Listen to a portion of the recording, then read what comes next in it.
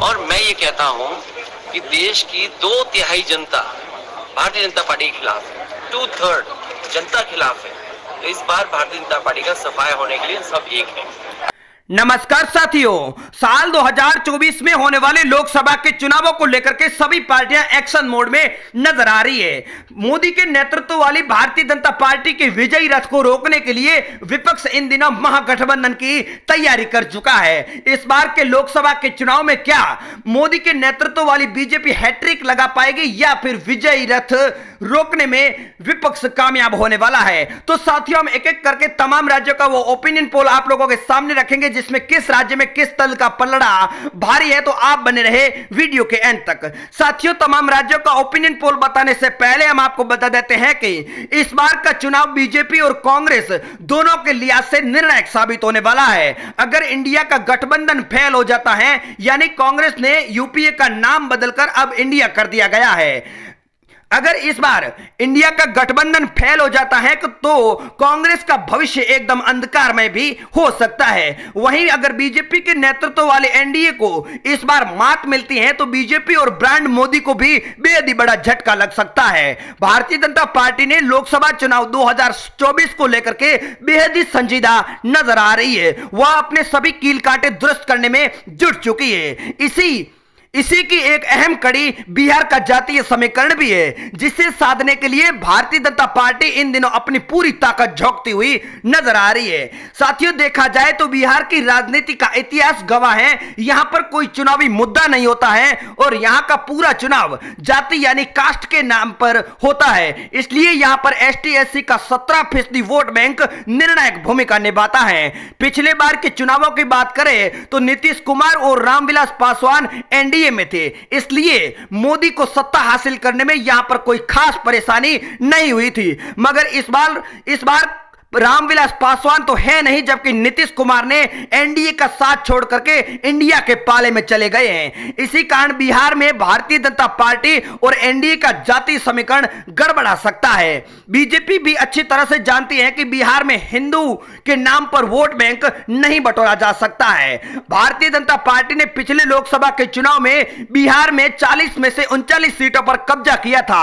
हालांकि वहां पर स्थिति दूसरी थी। उस समय नीतीश कुमार और रामविलास पासवान जैसे दिग्गज नेता एनडीए में शामिल थे, लेकिन इस बार रामविलास पासवान के बेटे चिराग पासवान ने उपचुनाव में भारतीय जनता पार्टी का साथ देकर के एनडीए के साथ आने के संकेत बताए जा रहे हैं। अगर चिराग पासवान एनडीए के साथ आते हैं तो उनका 7% पासवान का वोट बैंक बीजेपी में सीधा जा सकता है। पासवान के वोट पर चिराग अपनी पकड़ पिता जैसी मजबूत बताई जा रही है। इसके अलावा उनके साथ अन्य भी कई जातियां हैं जो इस बार बीजेपी में जा सकती है। लेकिन अन्य राज्यों पर नजर डाले तो कौन से राज्य में किस दल का पलड़ा भारी है, तो आइए नजर डालते हैं देश के तमाम उन राज्यों पर। तो आप बने रहे वीडियो के एंड तक और पहली बार चैनल पर विजिट किया है तो करेक्ट न्यूज यूट्यूब चैनल को सब्सक्राइब जरूर कर दें और आप देश के कौन से राज्य से वीडियो देख रहे हैं अपने राज्य का नाम कमेंट करके जरूर बताएं। तो साथियों, चुनावी ओपिनियन पोल के हिसाब से पंजाब की अगर बात करें तो यहां पर 13 लोकसभा की सीटें हैं और 2024 के चुनाव में बीजेपी को यहां पर 10 सीटें, कांग्रेस पार्टी को 2 और आम आदमी पार्टी को यहां पर 1 सीट मिल सकती है। बात अगर पश्चिमी बंगाल की करें तो यहां पर 42 लोकसभा की सीटें हैं। 2024 के चुनाव में यहां पर बीजेपी को 21, कांग्रेस पार्टी को 2, टीएमसी को 19 सीटें दी जा रही है। बात अगर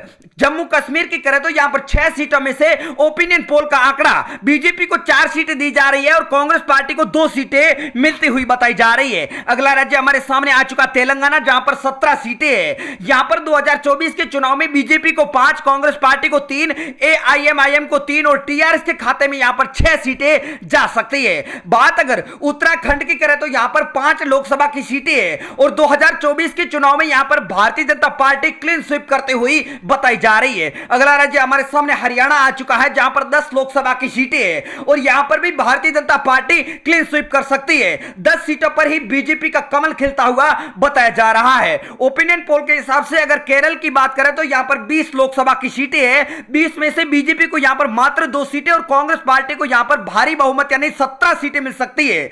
अगली बात अगर मेघालय की करें तो यहां पर 2 लोकसभा की सीटें हैं और यहां पर बीजेपी दोनों सीटों पर क्लीन स्वीप करते हुए दोनों सीटों पर कब्जा कर सकती है। अगला राज्य हमारे सामने साथियों आ चुका है दिल्ली, जहां पर वर्तमान में आम आदमी पार्टी की सरकार है और 2024 के लोकसभा के चुनाव में 7 सीटों में से बीजेपी को 6 सीटें मिल सकती है और आम आदमी पार्टी के खाते में मात्र 1 सीट जा सकती है।